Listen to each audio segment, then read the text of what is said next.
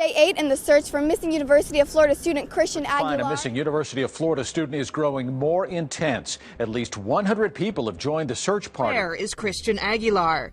In September 2012, 18-year-old Christian Aguilar disappeared in Gainesville, Florida. Just weeks into his first semester at the University of Florida, Christian vanished after agreeing to meet up with his former best friend, Pedro Bravo. Pedro had also recently moved to Gainesville, claiming he wanted to repair their fractured friendship. But the meetup was a trap, and Pedro would soon be exposed as Christian's killer. This is the story of how obsession, jealousy, and betrayal led to the tragic murder of a promising young man. Our story begins in Miami, where Christian, Pedro, and another teen named Erika Friman all attended the same high school. Christian and Pedro were extremely close friends, having bonded over their mutual love of sports. Though Pedro was known as sort of a loner, Christian brought him into his friend group, which included Erika. In their sophomore year, Erika and Pedro started dating. Erika was attracted to him because he made her laugh. But toward the end of senior year, Erika tried to break things off. She felt they were going in different directions in life. Pedro refused to accept it, even making threatening remarks about how things would never be the same. Fearful, Erika reluctantly stayed with him through the summer. But once in Gainesville, away from Pedro who planned to attend school in Orlando, Erika finally cut the cord. Pedro spirals into a deep depression. His friends noted how angry and distraught he seemed about the breakup, but Pedro hid his true feelings from Christian, not wanting to lose their friendship. Little did Pedro know, Christian and Erika's relationship had quietly blossomed into romance that fall. They deliberately hid it from Pedro, knowing he still harbored feelings for Erika. But their secret was shattered when Pedro suddenly announced he was transferring to school in Gainesville as well. Christian and Erika still kept up the charade, though, denying they were a couple whenever Pedro asked. Erika would later tell police she lied because she feared Pedro's reaction. Her fears were validated when Pedro started peppering her with questions about Christian. He asked repeatedly if she was dating him. Sensing Pedro's unhealthy obsession, Erika denied it each time. Finally, after weeks of avoiding him, Christian and Pedro came face to face. On September 20th, Pedro asked Christian to meet up at Walmart to buy some video games. According to Erika, Christian reluctantly agreed, still hoping to preserve the friendship despite the awkward situation with Erika. Surveillance footage corroborates that Christian and Pedro did indeed meet up at Walmart that evening. But what transpired next remains a mystery. Christian failed to return to his dorm, and close friends reported him missing the next morning after he missed class. Questioned by police, Pedro initially denied seeing Christian at all that night. It's a swing shot, and what y'all do? After I'm kind of hungry. Do you want to go get something to eat with me? Do you want to go get chicken with me? At Zaxby's chicken. So he's like, sure. Okay, what's Zaxby's for y'all lunch? There's nothing Zaxby's. But investigators doubted his story. Why the lies if he had nothing to hide? Meanwhile, police made two key discoveries. There were traces of Christian's blood found in Pedro's car, and Christian's backpack turned up in Pedro's bedroom. Confronted with this evidence, Pedro spun yet another far-fetched story. He claimed he had been depressed and contemplating suicide and thought talking to Christian might help.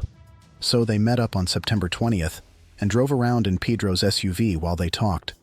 He admitted to the police that the two of them got into an argument, and he punched Christian after the latter allegedly said that maybe Pedro should kill himself. According to Pedro, that blew into a full-blown fight when the two of them were in a parking lot.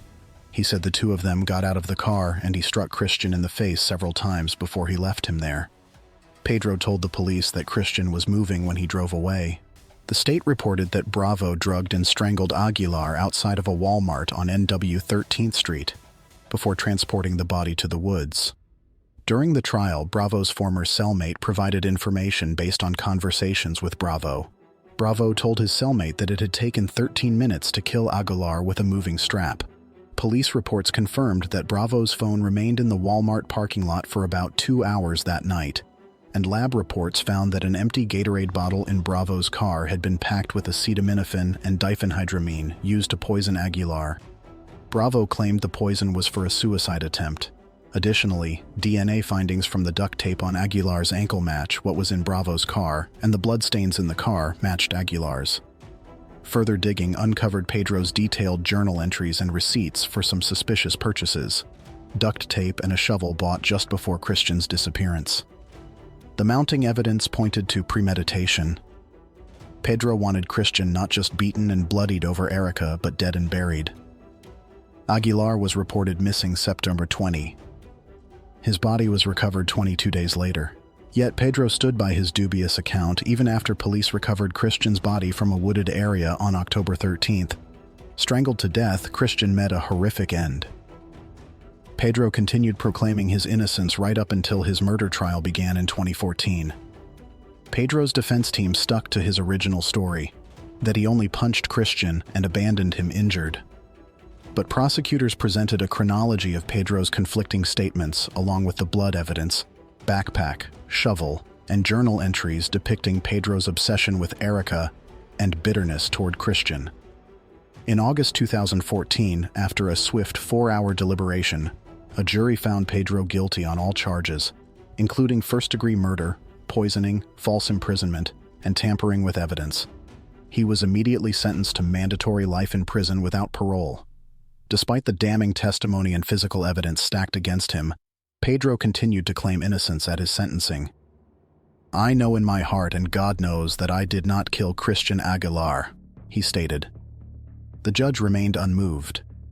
Erika and Christian's parents spoke at the sentencing, lamenting the brutal betrayal and loss of their promising young son. In the end, obsession fueled violence. Pedro's toxic infatuation with Erika and inability to move past their breakup festered silently for months. When his jealousy erupted, sweet Christian tragically found himself in the crosshairs of Pedro's rage. This remains one of Florida's most prominent cases of dating and intimate partner violence turning fatal. While justice was ultimately served, it came too late for Christian and the countless loved ones left mourning in his wake. Let the memory of his bright life and ambitions be the legacy that remains, rather than the horrific way it was cut short by someone he once called a good friend. For Erika, Christian was her one true love, her soulmate. Though their time was tragically cut short, she carries the warmth of their bond with her. "You don't expect to lose your love that young, and not in such a traumatic way," she lamented. "But when I think of all the unknowns, how our future may have unfolded, I go back to how much Christian loved me. And that's what gets me through." Erika found the strength to move forward, graduating from the University of Florida in 2017 with a degree in sustainability. Today, she lives in Kissimmee, Florida, and works for a nonprofit that connects volunteers and donors with community causes. According to prison records, Pedro remains incarcerated to this day at Taylor Correctional Institution in Perry, Florida. Now 30 years old, he will likely spend the rest of his natural life separated from society, maintaining his unbelievable claims of innocence in a case most agreed was overwhelmingly decided.